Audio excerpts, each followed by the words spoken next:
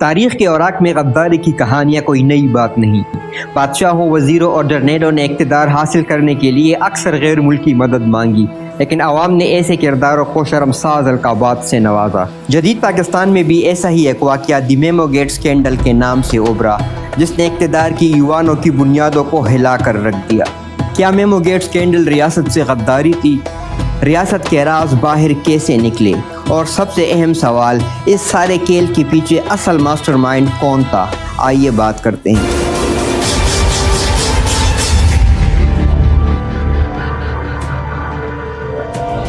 2 مئی 2011 کو امریکی navy cell stealth ہیلی copter پر سوار ہو کر ایبٹ آباد میں اترے، جو پاکستان ملٹری اکیڈمی کاکول سے چند کلومیٹر کے فاصلے پر تھا۔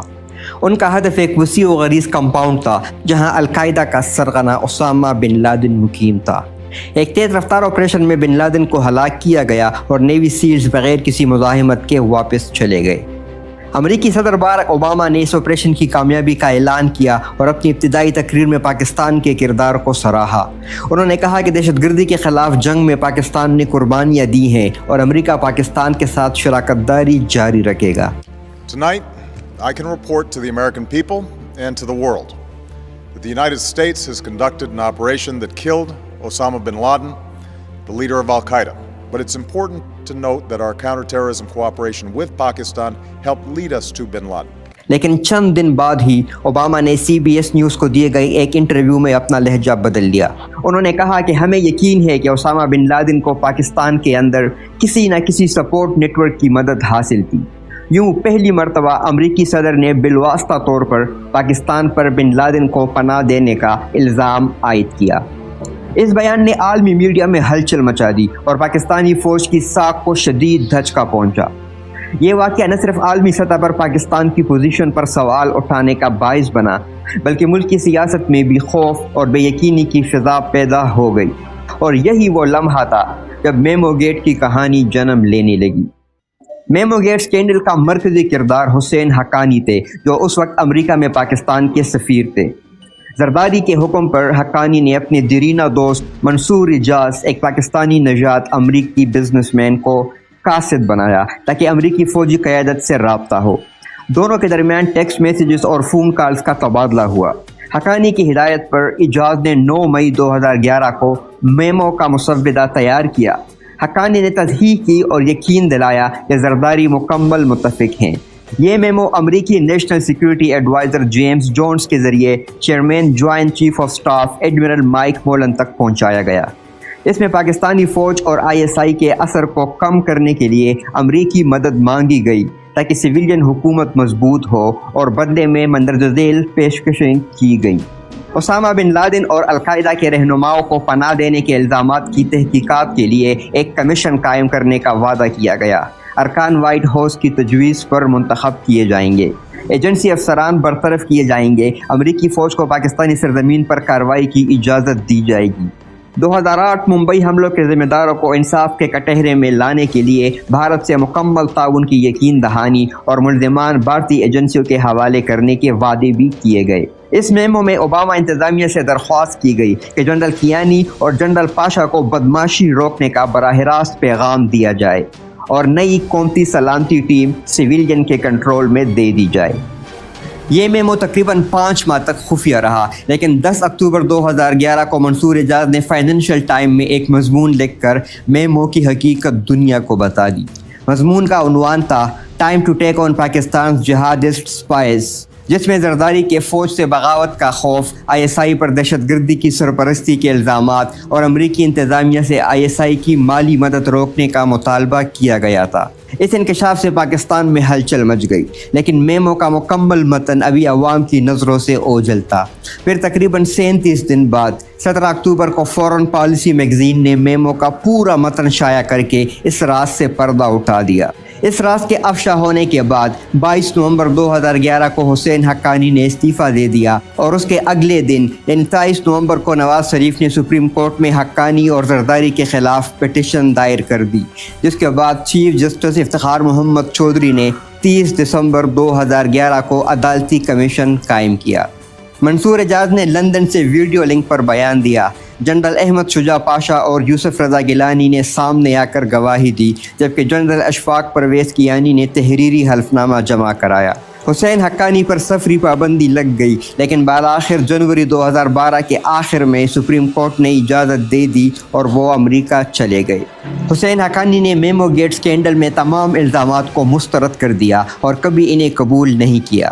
ان کا موقف تھا کہ میمو گیٹ کا وجود ہی جعلی ہے اور یہ ایک سیاسی سازش تھی جو پاکستانی فوج اور اسٹیبلشمنٹ کی طرف سے زرداری حکومت کو کمزور کرنے کے لیے تیار کی گئی تھی۔ حسین حقانی کے اپنے بیانات، انٹرویوز اور کتاب میگنیفیسنٹ ڈیلیوژنس کے مطابق منصور اعجاز کی طرف سے پیش کیے گئے ٹیکسٹ میسیجز، بلیک بیری ڈیٹا اور فون کالز جعلی یا من گڑت ہیں۔ حقانی نے فورنزک تجزیے کا مطالبہ کیا اور عدالتی کمیشن کے سامنے بھی انہوں نے میمو گیٹ کو افسانوی کہا اور زرداری کے ملوث ہونے کی تردید کر دی۔ اسامہ بن لادن پاکستان میں پائے گئے، یہ پاکستان کی کمزوری تھی۔ امریکہ کی طرف سے اس کے اوپر دباؤ آیا ہے، یہ بھی ایک حقیقت تھی۔ ہماری عسکری قیادت میں بعض لوگ ایسے تھے جو مجھ کو پسند نہیں کرتے تھے اور زرداری صاحب کو بھی پسند نہیں کرتے تھے۔ پاکستان کے اس وقت صدر، پیپلز پارٹی کی حکومت کو بھی نہیں پسند کرتے تھے جو اس وقت وزیر اعظم یوسف رضا گیلانی، تو وہ چاہتے تھے کہ سب کی چھٹی ہو جائے۔ چھٹی کرنے کا اس سے زیادہ آسان نسخہ کیا ہے کہ آپ یہ کہہ دیں کہ یہ تو ملک کے ساتھ کوئی غداری ہوئی ہے، ملک کے خلاف کوئی سازش ہوئی۔ میں نے تو کہا کہ ہاں جناب، انصاف کا مجھ سے رابطہ تو تھا، لیکن کوئی خط وط لکھنے کا نہ میں نے ان کو کہا نہ میں نے خط لکھا۔ منصور اعجاز میمو گیٹ کے انکشاف کنندہ اور مرکزی گواہ تھے۔ فائنینشیل ٹائمز میں لکھے گئے اپنے آرٹیکل میں انہوں نے دعویٰ کیا کہ یہ زرداری حکومت کی طرف سے امریکی مدد کی حقیقی درخواست تھی۔ اعجاز نے الزامات کو مکمل طور پر درست قرار دیا اور کہا کہ وہ صرف میڈییٹر تھے، ماسٹر مائنڈ نہیں۔ انہوں نے کہا کہ پاکستان کی سویلین حکومت فوج کے ممکنہ بغاوت سے خوف زدہ تھی اور وہ امریکی مداخلت سے ISI کو کنٹرول کرنا چاہتی تھی۔ اس کے علاوہ منصور اعجاز نے ہزاروں ٹیکسٹ میسیجز، فون کالز کے ریکارڈز اور ای میلز پیش کیے جن میں میمو کا مسودہ اور زرداری کی منظوری کے حوالے بھی شامل تھے۔ انہوں نے بلیک بیری کا مکمل ڈیٹا بیک اپ امریکی حکام اور پاکستانی کمیشن کو پیش کیا۔ سارا ایویڈنس لگایا ہے تے انہاں دا صرف لفظ آ رہے ہیں، کریڈیبلٹی ہے گی نہیں ہے گی، فیکٹس اور فیکٹس میں سارے بتا دیتا ہے کہ اے سچی اے ہویا ہے۔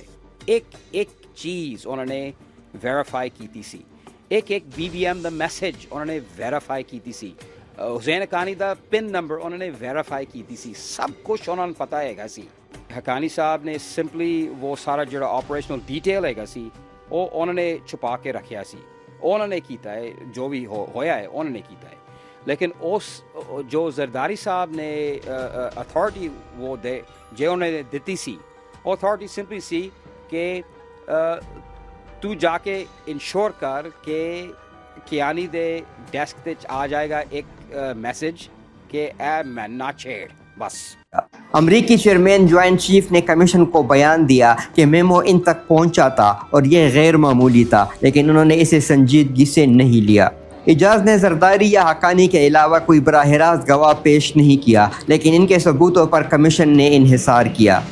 جنرل پاشا اور جنرل کیانی نے بھی منصور اعجاز سے رابطے تسلیم کیے، لیکن الزامات کی حمایت نہیں کی۔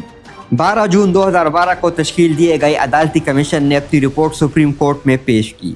تحقیقات کے مطابق حسین حقانی میمو کے اصل مصنف اور منصوبہ ساز تھے۔ رپورٹ میں کہا گیا کہ انہوں نے ریاست پاکستان کے مفادات کے خلاف اقدام کیا اور وفاداری کے تقاضے پورے نہیں کیے۔ مزید انکشاف ہوا کہ امریکی سفارت خانے میں حقانی کے زیر انتظام ایک خفیہ فنڈ قائم کیا گیا تھا جس کے اخراجات کا کوئی آڈٹ یا ریکارڈ موجود نہیں تھا۔ البتہ کمیشن کو صدر آصف علی زرداری کی براہ راست شمولیت کا کوئی ثبوت نہ ملا جس پر انہیں بری کر دیا گیا۔ 2018 میں چیف جسٹس میاں ثاقب نثار نے کیس دوبارہ کھولا اور 1 فروری کو حسین حقانی کو عدالتی نوٹس جاری کیا۔ اسی دوران FIA نے 15 فروری کو انٹرپول سے ریڈ وارنٹ جاری کرنے کی درخواست بھی دی، تاہم انٹرپول نے یہ درخواست مسترد کر دی اور یہ موقف اختیار کرتے ہوئے کہ معاملہ سیاسی نوعیت کا ہے۔ بالآخر 14 فروری 2019 کو سپریم کورٹ کے چیف جسٹس آصف سعید کوسا نے ریمارکس دیے۔ اب یہ ریاست کی ذمہ داری ہے، اگر چاہے تو اس معاملے کو خود آگے بڑھائے۔ یوں میمو گیٹ کیس کو باضابطہ طور پر بند کر دیا گیا۔ میمو گیٹ پاکستان کی سیاسی تاریخ کا سیاہ باب ہے جو سویلین فوجی کشمکش، غیر ملکی مداخلت اور قومی وفاداری کے سوالات اجاگر کرتا ہے۔ کیا حقانی کو کبھی انصاف کے کٹہرے میں لایا جا سکے گا؟ سوال کا جواب کمنٹ سیکشن میں ضرور دیں، اور ویڈیو اچھی لگی ہو تو ویڈیو اور چینل کو لائک، سبسکرائب اور شیئر ضرور کریں۔ Thank you.